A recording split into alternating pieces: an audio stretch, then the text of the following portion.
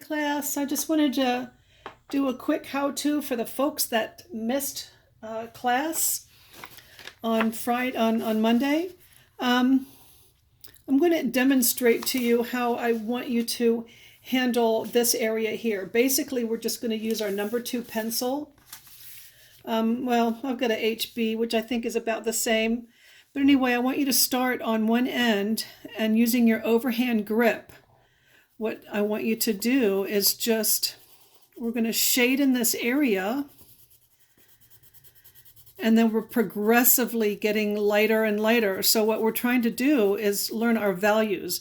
It would be real important for you to read the paper. I'm not gonna waste your time right now on this video reading it with you, so I assume that you'll just take care of that on your own. But anyway, as you continue down, you're going to be getting lighter and lighter, obviously. And these are the values that go between, our lightest light and our darkest dark using this one pencil. And we're going to try to get it as smooth as we can.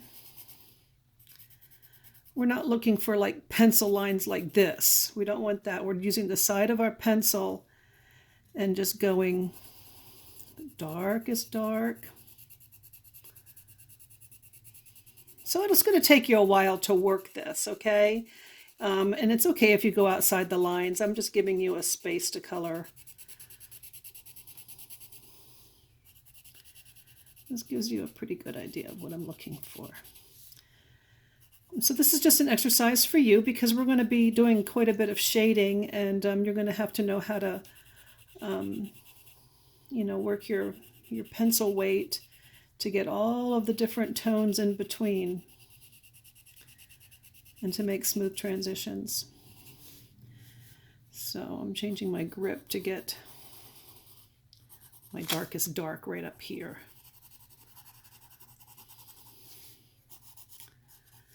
So anyway, we could probably work this a little bit more, but just to save on time, I'm not going to do that. But I do want you to try to get as many variations from the lightest light to the darkest dark. If you do feel like maybe you made like right here, let's say you make it, it's too dark right here. I want to show you something that you can do with your kneaded eraser. You can come back in and you can lift some of this pencil. So that's pretty cool. And then also you can come in and clean the edges. Okay, so that pretty much takes care of that. Then I want you to get a jar and let's trace the circle. Don't make it too big because it's the exercise we're trying to do. We're not trying to get huge. Okay, I probably could have done better than that.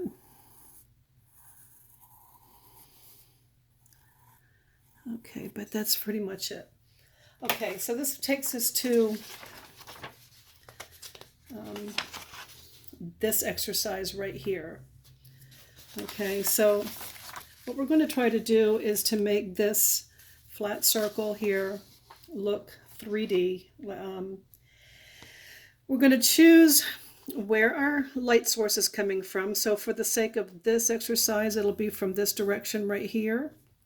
Okay, which means the opposite end, right? Let's make a line through where the light's coming from this way.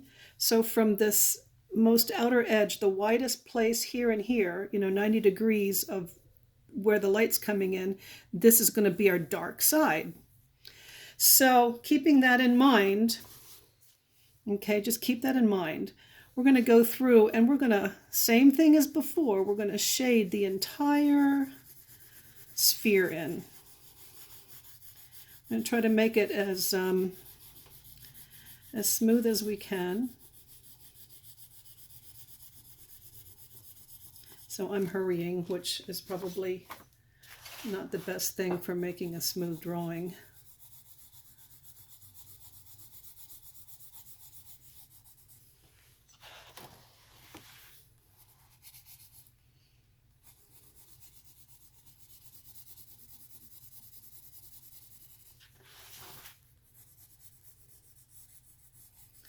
So as you can see, I'm turning my pad around just to try to help me get the general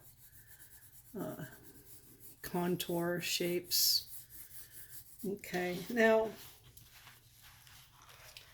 in class I had introduced this. This is what's called a oh gosh, I want to call it a tortillon. I believe that's what it is. You can get these in the pencil aisle, the drawing aisle in the at Hobby Lobby or Michael's. So what it is, it's a nice blending tool. And you can even just call it a blending tool if you can't remember the French term. But we're going to just smooth this out. Or if you don't have one of these, of course you probably don't, use your pencil. I mean your finger. Let's use your finger and smooth it out. Okay. Your fingers are going to get ugly, so remember that, because you might make messes on your paper. So remember, we had the light coming in from here. Here's our widest part of our sphere. So our darkest side is from the 10 o'clock, which is what your paper is saying, from the 4 o'clock position to the 10 o'clock position. See, just like this. We're going to make a crescent shape that's darker than the rest of this sphere. So what we're going to do is just color it a little bit darker.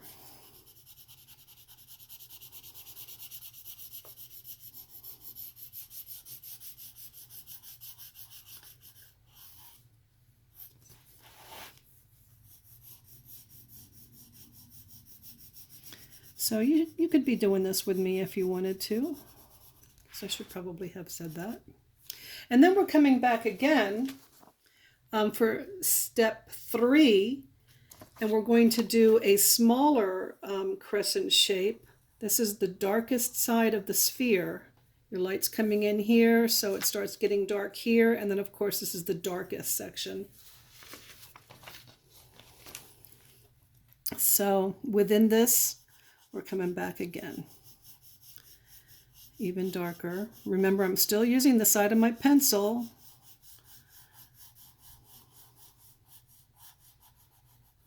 Because I'm trying to keep smooth, a smooth transition.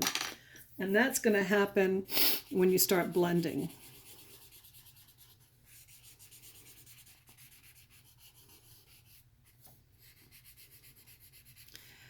If you don't want to use your finger, and if you don't have one of these tortillons, really, believe me, you don't have to have one of these. I just happen to have it, and it's going to make this, it's just making this illustration faster for you. But you can use a tissue. Tissue would work nicely. So there's that. Would you pick that up? The white eraser will clean up your lines nicely after you're done with all that. Okay, so remember, our light was coming in this way.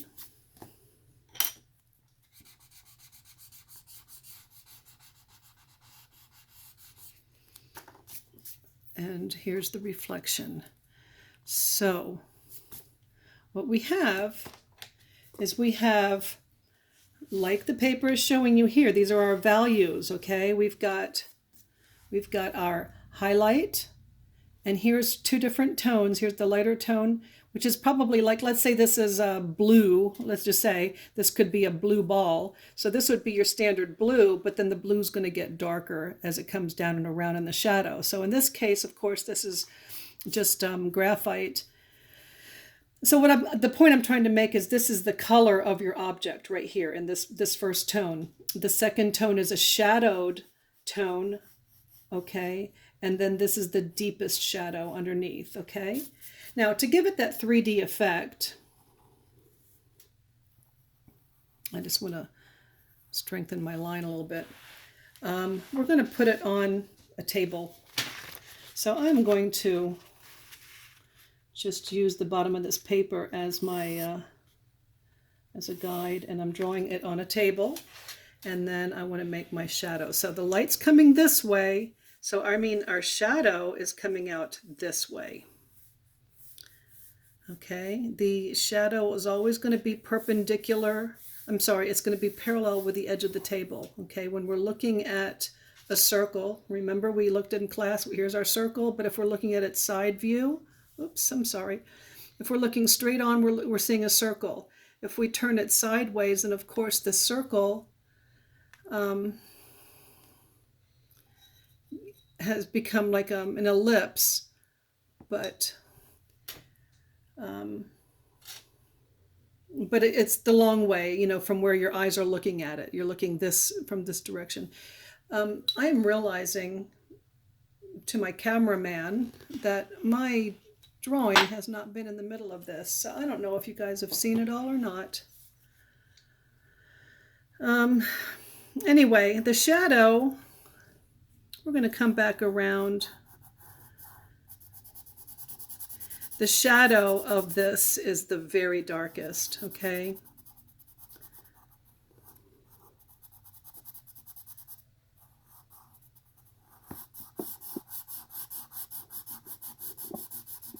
Okay, so I'm just going to try to hurry and finish this up. So there's that. This was the first part of this is the class that you missed, okay? The second part of the class, we were talking about textures, and that happens on, well, here, let me let you look at this real quick.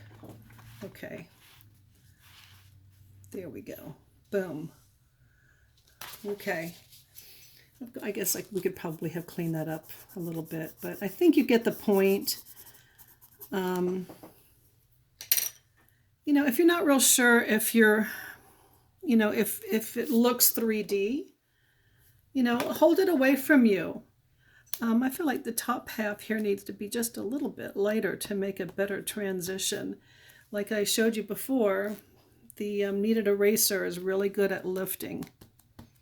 So I'm just going to make this top half a little bit lighter and clean up my line up here.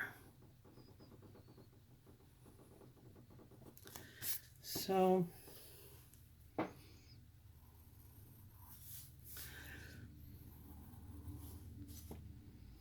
I think that when we outline it, it really, for me, it helped it become, oh my goodness, it became more realistic.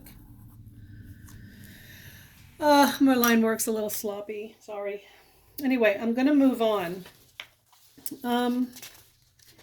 Page 4, we were talking about textures, okay? I just wanted to illustrate real quick on the hatching, cross-hatching, stippling, and scrumbling, okay? I'm going to start over here on hatching. Hatching and cross-hatching are pretty similar. Using the same concept that we did here with our light over here and our dark over here and our shadow on the table, we're going to just use the same idea. Of course, we're not going to bother with a shadow on the table. But I'm going to come in here and remember my light spot. So I'm going to draw that in really lightly with my pencil because I want to remember not to color that part in. Okay, and then basically when you're hatching, we're basically just doing a series of lines. They don't have to go from end to end, although some people do it like that. So it's up to the artist, I think, on how you really want to do it. Nobody's going to come measure your lines. It depends, I think, on how smoothly you want your line work to be. So basically, this is just the concept of hatching your drawing in. And the reason that we would use this is, let's say we're going to do some work in ink or marker. You can't shade any value changes from light to dark with a pen, obviously. So this is how we would do it. We would come in and just, you know, by overlapping, you get some variations from the lightest to the darkest. Cross-hatching, similar idea. Tic-tac-toe, just a bunch of these, all different directions.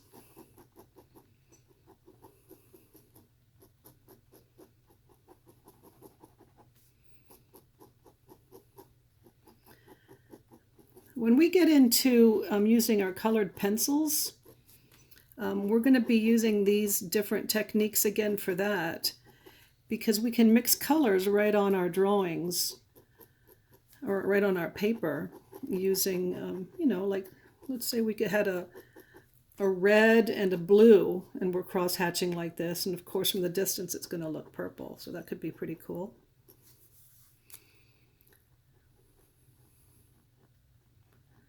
Okay, so this is all pretty much the same. Now I'm going to come in and make it darker on the shadow side.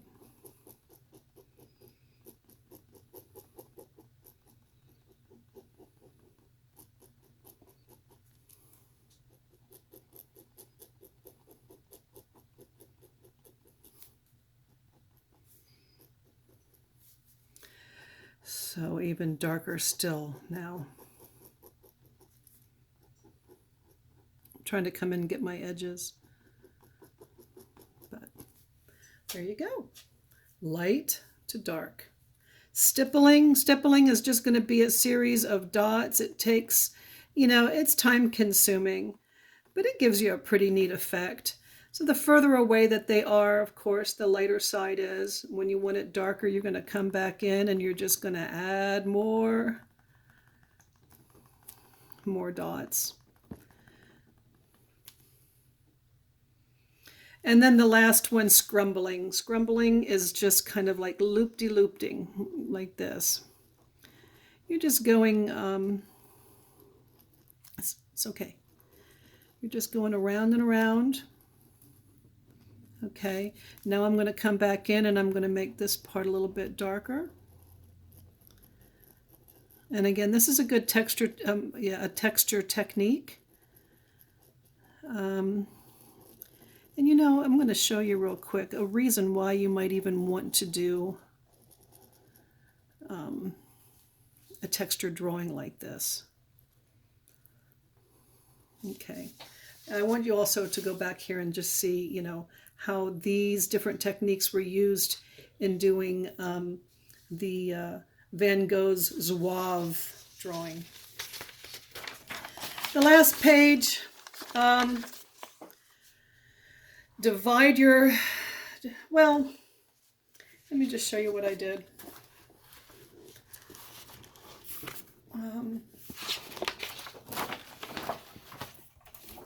This was what I wanted you all to do for homework. I'm going to pull this away. Hold on, just so you can see the whole thing.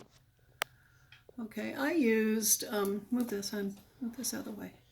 Okay, so I used I used the scrumbling, cross-hatching, stippling, and shading. I decided to scrumble instead of doing hatching at the top. Okay, even though our homework says hatching and cross-hatching are so similar, so I really don't mind if you don't do that. You try the scrumbling. Scrumbling is going to be good exercise. Anyway, I used ink for this one. I used pencil for cross-hatching. Stippling, I used the Sharpie, and shading, I used a pencil, and I tried smoothing it out. What I want you to do is, divide your paper into 16 parts. I folded mine and then folded mine again, and then divided it into 4 parts this way. And just to help you so you don't have to measure it, you'll see, sorry about moving the camera so much. You'll see that I've made marks on this last page. Okay, and if you line it up on the edge, like this, then you'll see that it divides evenly across. See what I'm saying? So that'll help you divide out your paper. Okay, so there you go. I'm sorry if this seemed awfully long-winded. But y'all have a good week, and we'll try to get it in better next week, okay? Take care of all of this, and we'll be equipped for upcoming lessons. Thanks a lot for joining me. Bye.